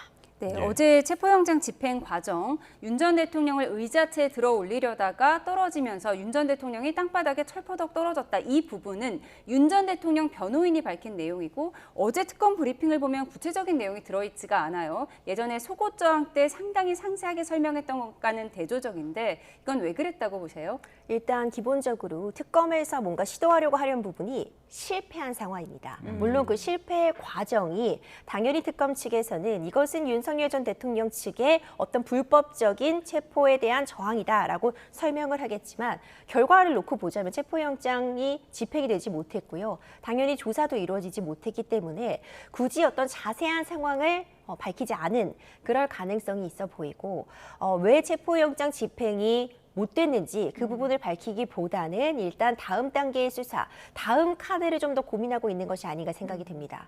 예. 뿐만 아니라 이전에 체포영장 집행이 무산되었을 때 뭐 수의를 벗고 속옷바람이었느니 아니었느니 이걸로 서로 말싸움을 하는 것처럼 보이는 예. 그런 모습들이 며칠간 펼쳐졌습니다. 그 가운데 국민들의 피로감도 굉장했고 그렇죠. 이번에 또 윤석열 전 대통령 측에서 그 과정에 대한 설명을 한 부분을 조목조목 반박하기 시작한다면 서로 또 말꼬리를 잡는 그런 모습만 연출될 가능성이 있기 때문에 예. 이 부분도 좀 의도적으로 말을 아끼고 있는 것이 아닌가 저는 생각을 하고 있습니다. 예, 체포 과정을 두고서 여러 좀 세세한 이야기들이 나오고 있는 것 같은데 보통 저희가 체포라고 하면은 뭐 수갑을 채우는 이런 모습을 상상하기 마련인데 글에 대한 좀 언급이 없어서 그런데 수갑이 뭐 꼭 필수는 아닌 건가요? 그렇습니다. 보통 이제 체포되는 과정을 영화 같은 곳에서 보면 이제 일반적으로 현행범을 체포한다거나 예. 긴급 체포 상황이 발생을 하면 격렬하게 저항을 할 때 이제 수갑을 채우는 모습 확인이 됩니다. 예. 수갑이 반드시 이런 체포영장이나 구속영장 집행 과정에서 사용이 되는 것은 아니고 필요하다면 사용할 수 있는 그런 도구라고 평가하면 됩니다. 예. 근데 어제 같은 상황에서는 지금 그것이 필요한 상황이다라고 평가하지 않았던 것 같고요. 예. 오히려 수갑이 사용되는 것이 예외적인 상황이다. 예외적으로 그런 수갑까지도 필요할 때 어떤 집행 과정에서 동원되는 도구다라고 이해할 수 있습니다. 예, 그런데 특검이 밝힌 내용을 보면 윤석열 전 대통령 측 변호인이 출입 금지된 곳에 들어왔다 이런 내용도 들어있는데 이건 어떤 내용이죠? 이 부분은 이제 특검 측에서 굉장히 간략하게 일단 언급을 하고 지나간 부분이기 네. 때문에 조금 더 사실관계에는 확인이 필요해 보이는데 어제 지금 전해지고 있는 이야기에 따르면 지금 수감되어 있는 그 방 밖에서 이 과정들이 이루어졌습니다. 일종의 조사실이나 다른 방으로 윤석열 전 대통령을 나오라고 했고 이제 그 부분까지는 이루어졌는데 예. 그 공간 공간에 뭐 변호인이라던가 그 외에 요원들 그리고 이제 교도소 측의 인사나 특검 측의 인원들이 함께 있었던 것으로 보여지는데 어느 공간인지는 아직 확실하지는 않지만 이 교도소라는 공간은 굉장히 높은 수준의 보안이 요구되고 기밀성이 요구되는 장소인데 변호인 접견이 허용된 그런 공간 외에 변호인이 들어왔다 이런 취지의 주장을 하는 것이 아닌가 싶고요. 당연히 무단으로 변호인이 들어올 수는 없었을 것입니다. 교도소 측의 어떤 정확한 가이드나 인솔에 따라서 들어올 수밖에 없지 저희가 접견을 가도 저희 맘대로 뭐 신분증 맡겼다고 아무 공간이나 들어갈 수 있는 것은 아니거든요. 이제 그런 부분들이 아마 좀 특검 측에서 어떻게 여기까지 들어왔느냐 이런 취지의 주장을 한 것으로 보이는데 이 부분은 양쪽의 이야기를 모두 좀 들어볼 필요가 있어 보입니다. 네. 지금 체포영장 집행이 이제 2번이나 이루어지지 않은 상황에서 법조계에서는 조금 이 부분에 대한 우려도 좀 있는 것 같더라고요. 뭐 물리적으로 앞으로 다른 피해자들이 이걸 모방한다거나 거부하는 사태가 일어나지 않을까 싶기도 한데요. 그렇죠. 뭐 모방 가능성 뭐 이런 부분들이 문제가 되고 있고요. 이렇게 다들 격렬하게 거부하면 공권력이 마비되는 거 아니냐 이런 지적도 있는데 사실 실무적으로 말씀을 드리자면 이렇게 거부하는 것이 쉽지 않습니다. 일단 지금 내가 피해자로서 앞으로 어떤 기소가 예정되어 있다거나 아니면 앞으로 재판받을 것이 예정되어 있는 피고인인데 결국 가장 중요한 건 내가 어떤 형량을 받느냐 그 부분에 관심이 모두 몰려 있습니다. 내가 최종적으로 어떤 형량을 받느냐에는 그러니까 양형에 있어서 참작된다라는 표현을 주로 사용하는데 내가 수사와 재판을 받는 과정에서 어떤 태도로 임하는지가 굉장히 중요하게 작용합니다. 내가 성실하게 재판을 받는다고 내 죄가 갑자기 무죄가 되는 것은 아니지만 적어도 성실하지 못하다면 처벌을 더 받는 것은 분명하기 때문에 피해자나 피고인 입장에서 지금 이렇게 어떤 영장이 집행되는 과정에 극렬하게 저항하는 것은 결코 쉽지 않은 선택이거든요. 그렇기 때문에 이제 개인적으로 보더라도 이것을 모방하는 사람들이 많아질 것이다. 이렇게 보기는 어려울 것 같고 다만 변호인들에게 이런 질문을 많이 할 것 같습니다. 저도 이걸 거부해도 되나요? 내지는 어떤 방식으로 제가 대응할 수 있는 건가요?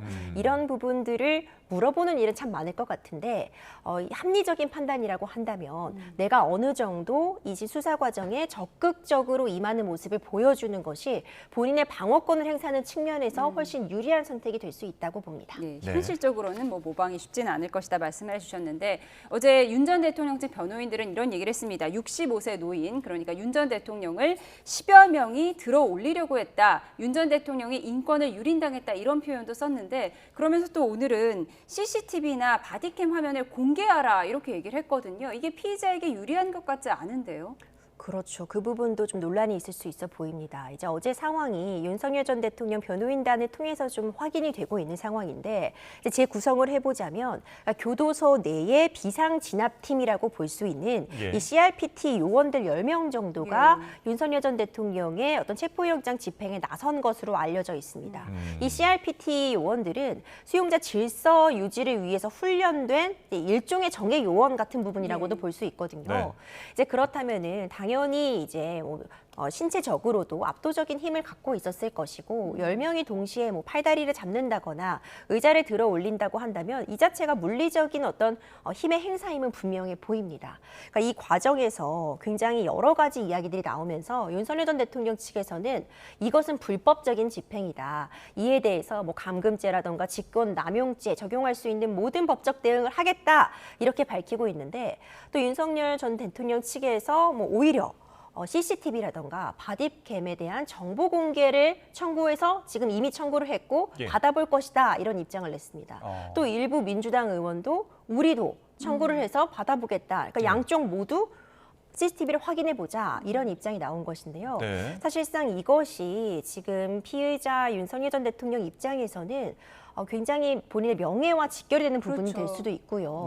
과연 이것이 본인이 동의를 해야지 공개가 가능한 그 정도의 정보라고 보여지기 때문에 아마도 이것을 동의할지 이 부분을 조금 더 지켜볼 필요는 있을 것 같고 그러니까 모든 부분이 그대로 공개되지는 않더라도 일부 부분은 뭐 모자이크 처리를 한다던가 그런 어떤 제한적인 조치는 분명히 가해질 수 있을 텐데 양쪽 모두에게 이걸 과연 공개하는 것이 어떤 실익이 있을지 저는 좀 의구심이 남고 공개된 적이 있어요?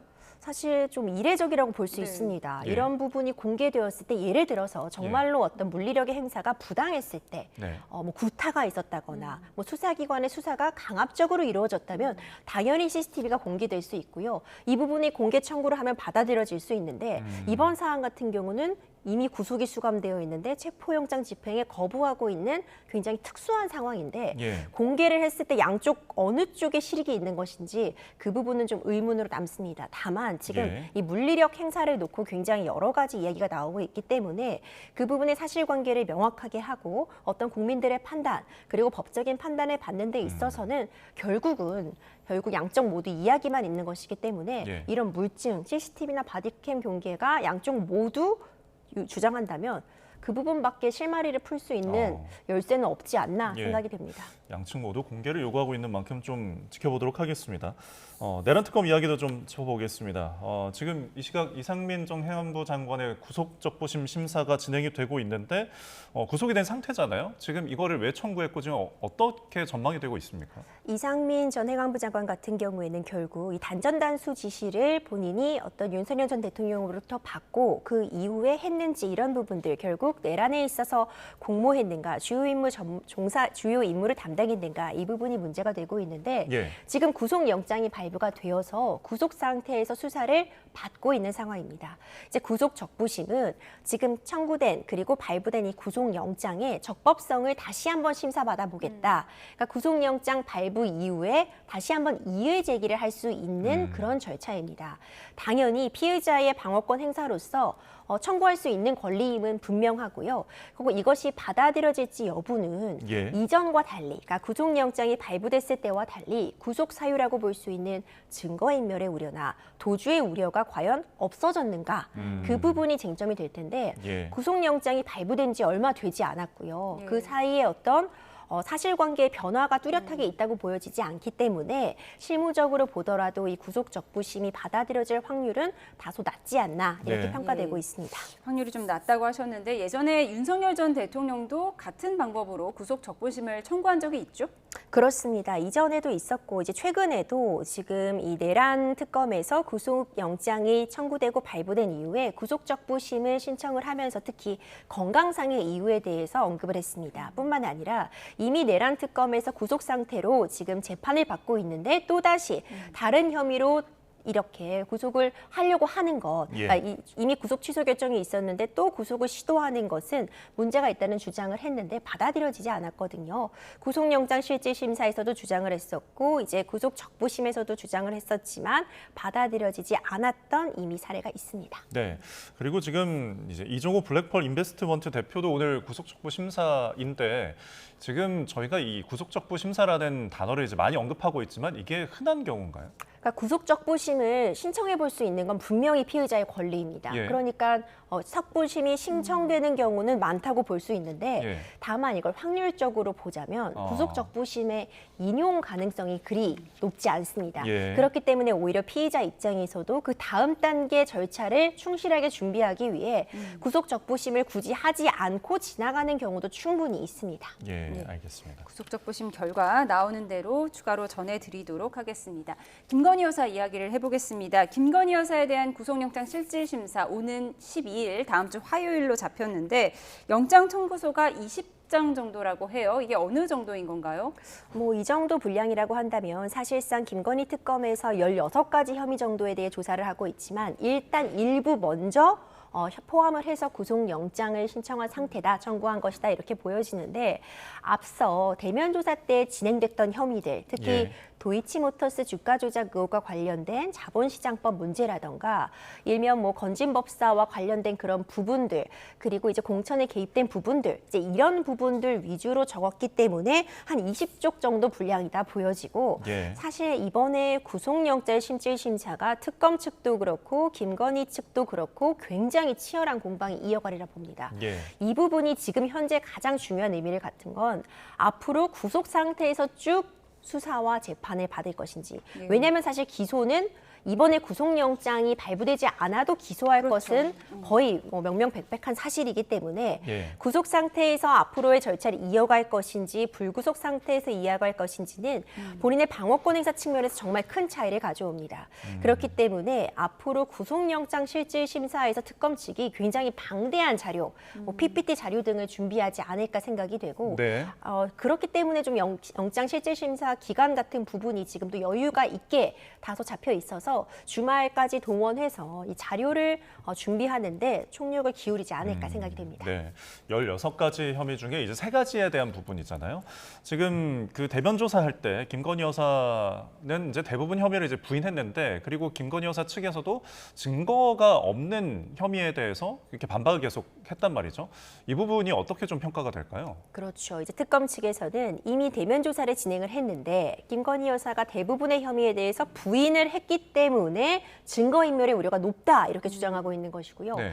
김건희 여사는 아니 지금 정확한 증거도 없이 혐의를 계속 추궁하니 당연히 본인은 이것은 내가 한 것이 아니다라고 이야기를 했는데 그것을 들어서 구속영장을 청구하는 건 물증 없이 청구하는 것이다 이렇게 맞서고 있습니다. 네. 그렇다면 공은 결국 법원에 돌아갈 수밖에 없는데 이 구속영장이 발부가 되는 건 어떤 혐의가 어느 정도 입증이 되면 됩니다. 합리적인 의심을 가질 정도. 예. 그러니까 100% 혐의가 인정이 된다면 그건 유죄의 판단에서 다뤄질 부분이고 구속 사유가 있는 한은 어느 정도 혐의가 입증이 됐는지, 그러니까 진술만으로는 안 될 것이고 예. 지금 관련자들 특히 도이치모터스 주가 조작 같은 경우에는 다른 관련자들이 모두 유죄 판단을 받았기 때문에 혐의가 어느 정도 입증이 됐는지 이 부분이 한 가지 쟁점이 되고요. 예. 두 번째로는 지금 증거인멸의 우려가 있는가 이 부분을 예. 놓고 또 김건희 여사 측에서는 아마도 다른 관련자들이 이미 다 구속이 되어 있어서 증거인멸을 할래도 인멸을 할 수가 없으며 지금 대면 조사에 성실하게 본인이 진술 거부권도 행사하지 않고 임한 것 자체가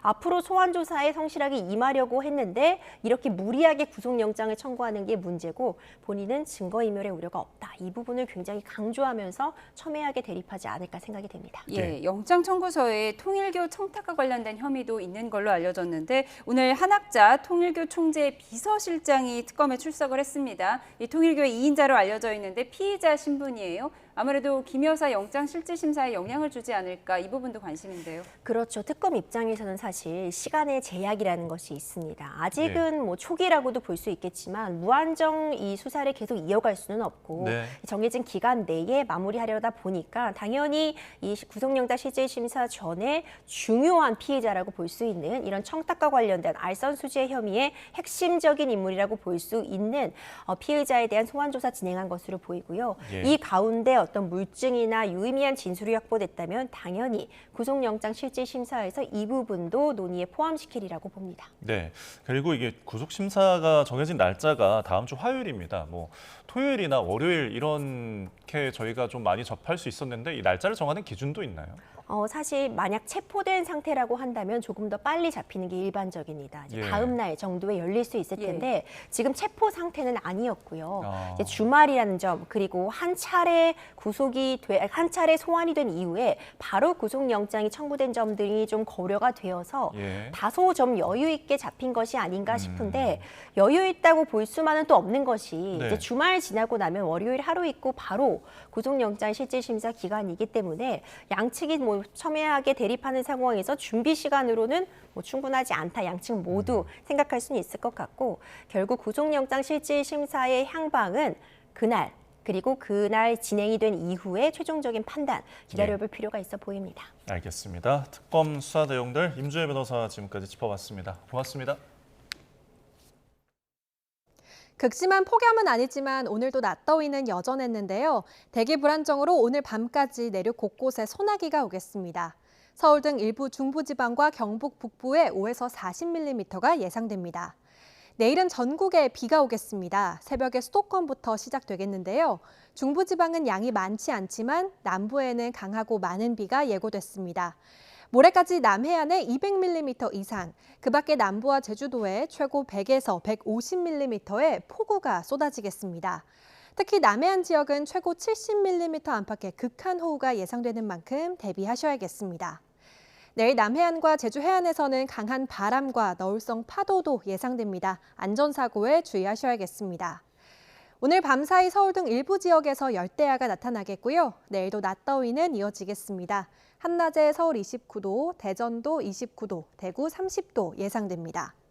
다음 주 월요일까지 충청 이남 지역은 비나 소나기가 오겠고요. 화요일에는 다시 전국에 비가 내릴 전망입니다. 날씨였습니다. 금요일에 보내드린 뉴스원 마치겠습니다. 함께해 주신 여러분 고맙습니다.